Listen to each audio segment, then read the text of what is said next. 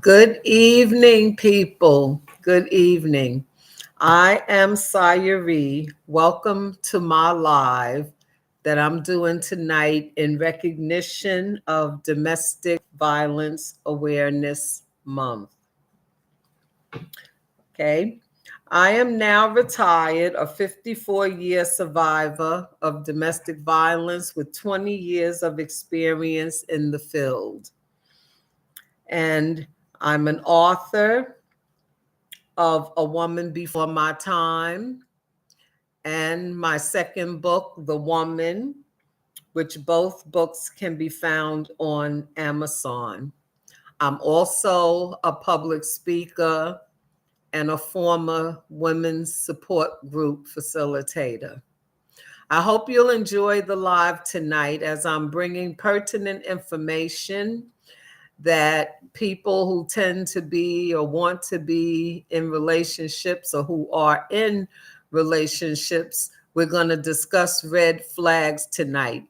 If you watched my two previous videos to this, October is Domestic Violence Awareness Month, where we remember those we lost, mentioned in previous videos, survivors, and people who are still in the struggle with this. I want you to know tonight that I welcome all positive comments and questions, which I will be happy to answer if I know the answer. If I don't know the answer, I will let you know that I have to research it and I will get back to you with the answer. I promise. So I hope you enjoyed the talk tonight. I'm going to try to keep it short. As not to go on too long, because this is a big subject that can be talked about for hours. It really can. But tonight's discussion, as I promised last week, is on red flags. And I know a lot of you are going to say, oh, I've heard that so many times about the red flags and everything. But the truth of the matter is that we can hear about it, but sometimes we forget what they were.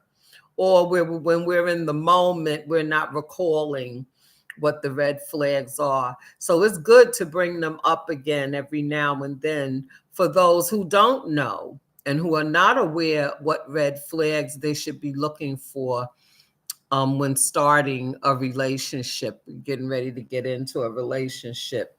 So let's start with the definition of a red flag. And a red flag is a warning sign of danger. Yes, people, it can become dangerous. It doesn't always start out that way, but it can end up that way if we ignore the red flags. It is used to identify or draw attention to a problem or issue that needs to be dealt with, that has to be dealt with. Red flags are also warning signs that indicate unhealthy or manipulative behaviors coming from an intimate partner or a group. And if you remember last week, we talked about Shanquilla Robinson, who went down to Mexico with some friends, where she was attacked, jumped, and beat up by a group of so-called frenemies. Okay, so domestic violence can be by an intimate partner or a group. So we have to be careful the circles we running in, what energy they're giving off to us, how they're acting, what your spirit is telling you. We have to be aware of all of that. They are not always recognized at first, these red flags, because we're so excited at meeting someone new and getting to know all we can about them that, we're not really paying attention. I've done it in the past. I've done it. So, we have to pay attention because you won't always recognize it at first. Okay. Which is part of what makes them so dangerous. The red flags I'm talking about. Red flags in a man or woman can be signs of narcissism, aggression, victimization, and abusive behaviors. You know when you're being abused, even if it's subtly. You know when your energy is telling you something don't feel right here. So we have to be aware of that. And examples can include a lack of respect. When people don't respect you, they talking down to you, they talking all past you, they putting down everything you say, they're disrespecting the things you say, they're not respecting your opinion as an individual. So there's a lack of respect. And then there's love bombing. This word has become very big in the domestic violence world, in the world of narcissism, because that's one of the tactics that they use to draw you in. Love bombing. And we're going to talk about that a little bit.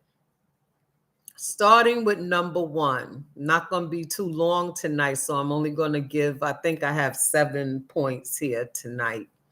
Okay. Number one, look out for overly controlling behavior, where he or she is trying to control your movements, decisions, and your beliefs. You might be a person that likes going to church, and they can't get with that. They want you to stop going if you're gonna be with them. Or you may be a Muslim, or you may be a spiritual person. You may have your beliefs, and they're not agreeing with them. So they're gonna try to control your movements, decisions, and beliefs. Look out for that in the conversation. And being more concerned about what they want. Remember that. If it always goes back to what they want more than what is best for you, that's a flag. That's a red flag to look out right there. When what they want is more important than what is best for you, especially as a woman. Because a real man always puts what's best for his woman ahead of himself. And if he's not doing that, red flag. Okay, moving on. Point number two, there will be a lack of respect or trust.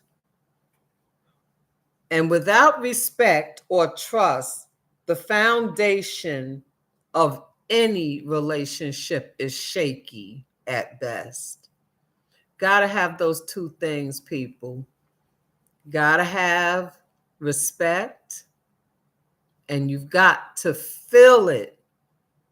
You got to pay attention to the energy the person is bringing. Do you trust it, or do you not trust it? Because where there's no trust and no respect, is shaky. Shiesty, we even, that's another word we use for shiesty. Okay, number three, lack of emotional support.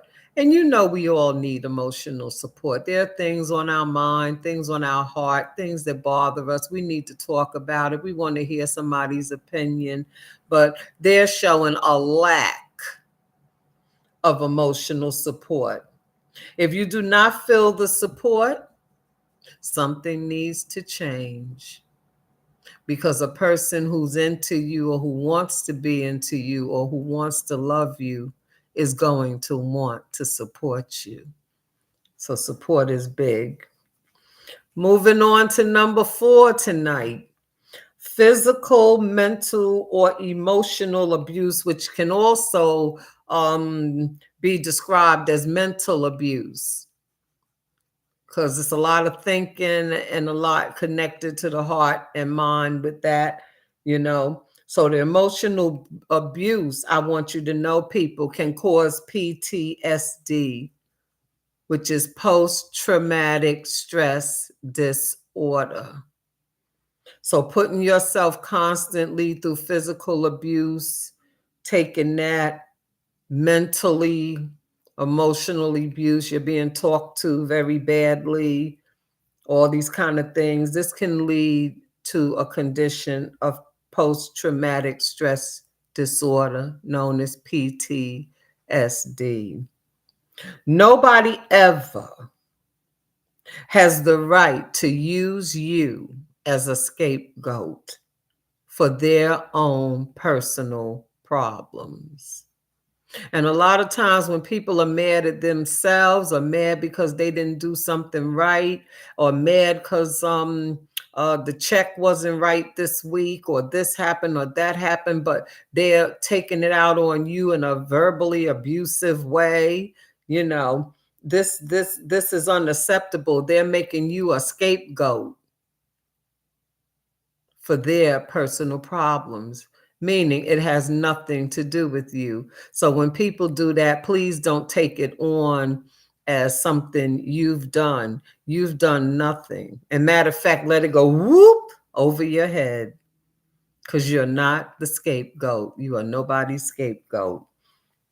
Number 5, red flag, substance abuse. Are they drinking every day?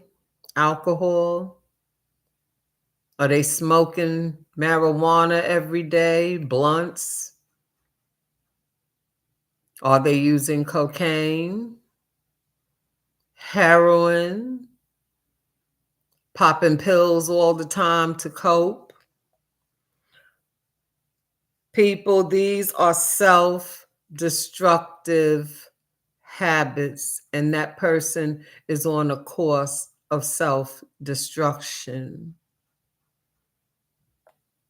And it can turn toxic, and I mean super toxic, because they're not even speaking out of their right mind.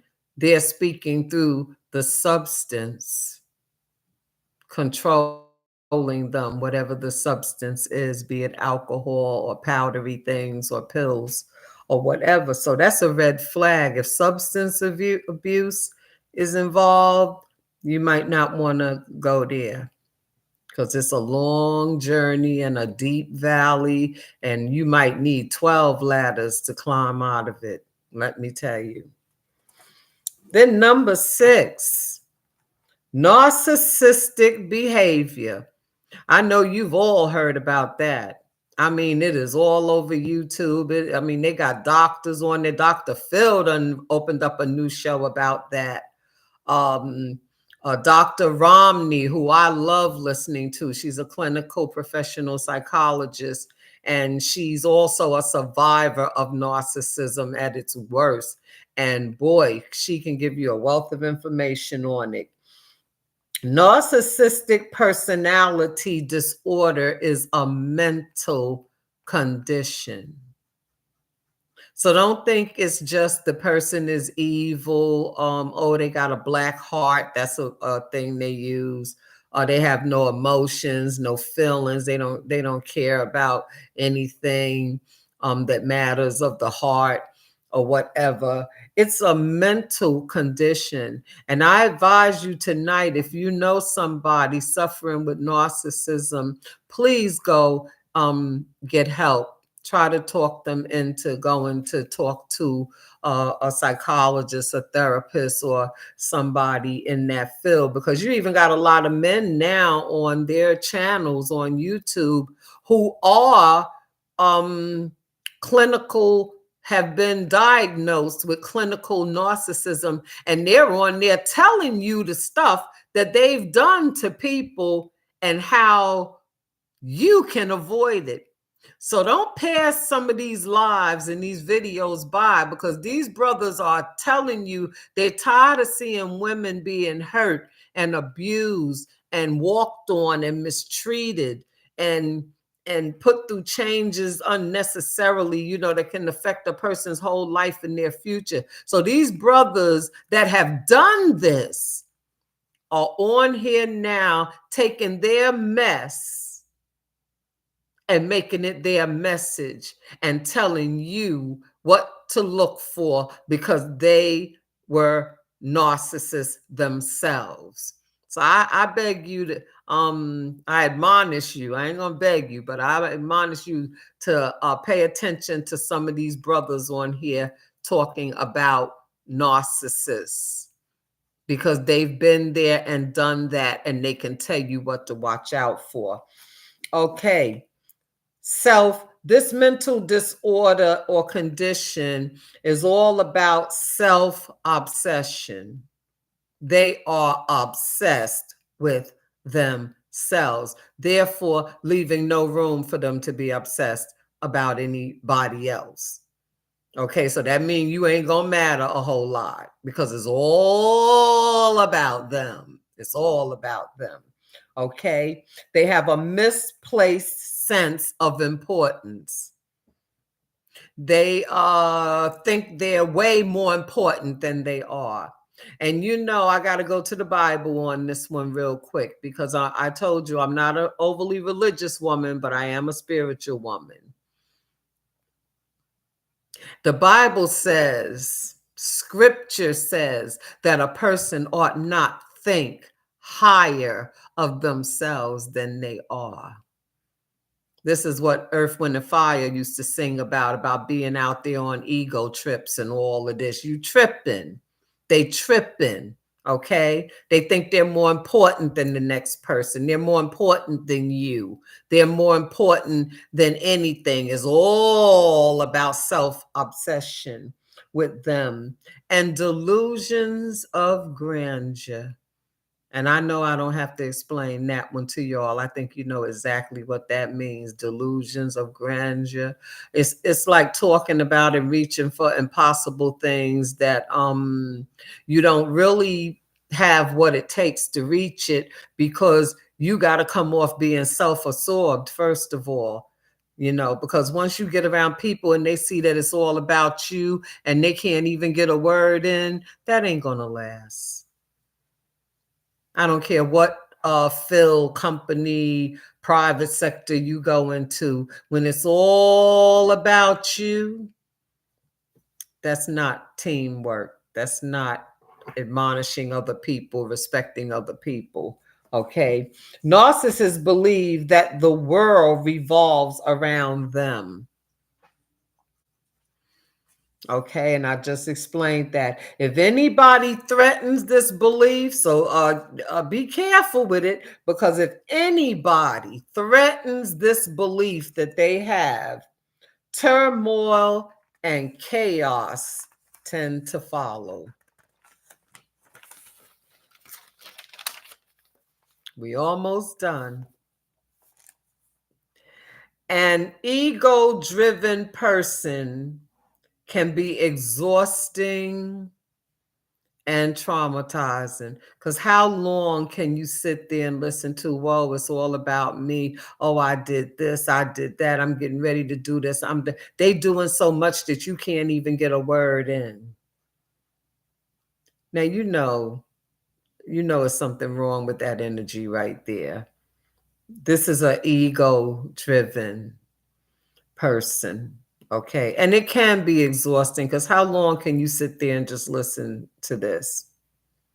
You know, what, an hour, two, ego driven. Their needs will always be considered more important than yours. I don't care what you bring up. I don't care what you say.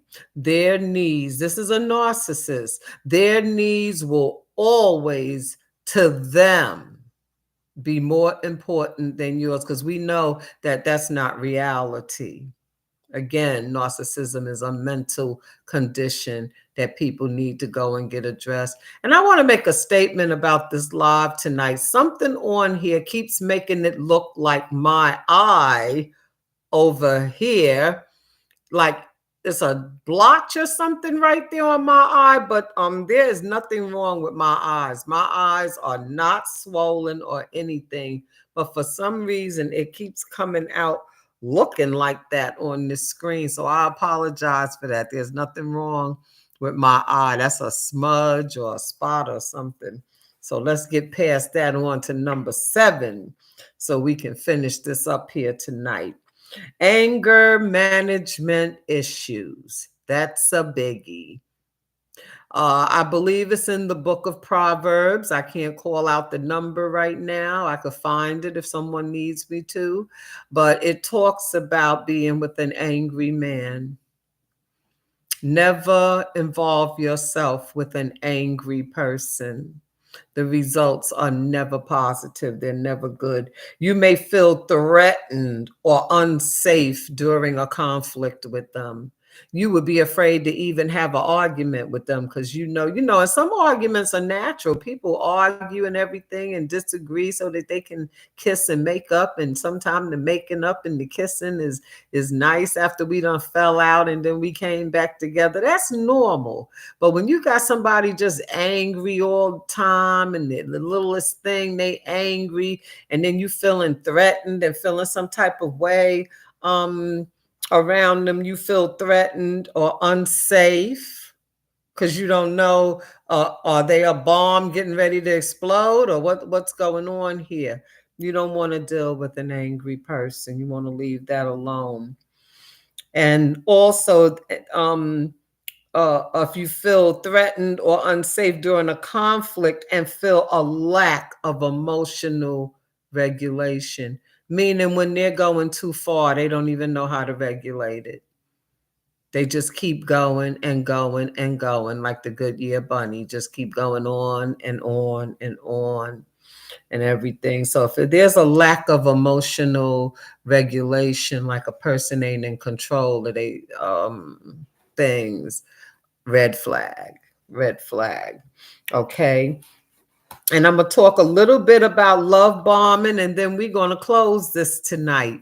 And I hope you got some points from this on these red flags. And that's not all of them now. I couldn't fit them all into one live. We would be on here for 2 hours. So I had to break it up and save some for next week. But I'm going to tell you a little bit about my own story real quick, 54 years ago, because I'm a survivor, as I told you. And so the first person that was ever in my life, as far as a relationship, love connection, whatever you want to call it, love bombed me. We were living on the same block. So this person watched me grow up, watched me play with the other kids, watched me running up and down the block and everything. Eventually, because he had a little car, he followed me to school. He found out what school I went to. He started showing up at my favorite sandwich place called Roscoe's, where all the kids used to go to get their heroes, their ham and cheese sandwiches for lunch. It was real cheap back then. And he'd be out there waiting for me. Then he started paying for my lunch. Oh, let me buy that for you. Let me buy that for you. Don't spend your money. You save your money. Let me buy that for you. So he started buying me lunch. Then that's love bombing. Then he went from that to let me walk. You ain't got to walk 5 blocks home. I'll ride you home. And the riding and all of this. And then the next thing you know, it was little gifts. And it was this. So when Mama said, beware of Greeks bearing gifts, this is what she's talking about. People that are giving you things and you know that you ain't done nothing to deserve these things. Why are they doing that? And a regular gentleman may show up to your date with flowers, or come to your door with a box of candy. I'm not talking about that. That's being a gentleman. I'm talking about people just doing too much, too soon, too fast, for no reason. Y'all don't even really know each other yet. These are the kind of people I'm talking about with the love bombing and insisting on buying you things when you haven't asked for anything. And some women, I hate to say that word. I really do that. A little money hungry or into money like that. They'll see that as, oh yeah, he buying me anything I want. But let me tell you, the day for the cash return is coming. So be careful about letting people just love bomb you with all kinds of gifts and everything because they want something in return. It's just a matter of time. And they'll keep doing this and other things, you know. And as time goes on, this was my experience until the day you're isolated. They done moved you away from all your friends. They taking up all your time. They driving you around. They're paying for your lunch. They're giving you gifts. And now finally, they done took your attention off your friends and everybody else, and they got all your attention, and then they get you alone with them. And that's when the other side comes out. And by that time, if you're a simple woman, and I don't mean dumb, if you're just a simple woman, by that time, they done gave you so much that you feel guilty about even saying anything about what they're doing wrong. So be careful of being love bombed too much, too soon, too fast. And we gonna end here, people, okay? Because next week, God willing, and I always say that because you know anything can happen between now and next week. But God willing, next week we'll hit on topics of things like codependency, conflict avoidance, constant jealousy. That's a big one. Oh my goodness, don't get involved with a jealous person. Gaslighting. It's never them. It's always you. Your fault. You did it. You made it happen. You brought that on, which is a bunch of shiitake, and we all know that, okay? We're going to talk about gaslighting, lack of emotional intelligence, social isolation, and a lot of good things. And as we go on, we're going to get deeper. We just touching the surface now. So it's going to get real. I hope that you can take it. And I went over my 20 minutes tonight, and I did not intend to, but I hope you enjoyed this talk on red flags. And again, I welcome your comments. I welcome your questions, long as they're positive. Now, I don't do no negativity. I'll block you in a minute. Be respectful. What they say, agree to disagree. You don't have to agree with everything I'm saying, but I'm telling you that I study for my notes. I look up statistics.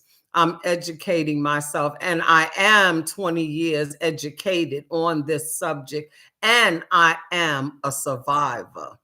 So I've been there and done that. So I ain't going to tell you nothing wrong. I'm going to tell you something that's going to help you, something that's going to strengthen you, and something that you going to know the deal. You're going to know just how to handle it when it's all over. So I hope you enjoyed this talk tonight. You have a safe and a great weekend. Enjoy yourselves and your family. Those who celebrate the Sabbath, that's on Saturday when we're supposed to rest, but a lot of us don't because we have to work and this, that, and other. But if you don't have to, enjoy your Sabbath day. Do something nice and rest and just do some self-care and take care of yourself. And always remember, I love you, and the information gonna keep coming. So I hope that you will hit the like button, because the more likes I get, the more videos I can do. And I hope you will hit the notification button so that you can be notified automatically when a new live talk is out on my channel. And I hope that you will subscribe to the channel, because we got some good stuff coming up here. So until then, I love you. Be safe and be good. And self-care always. Good night.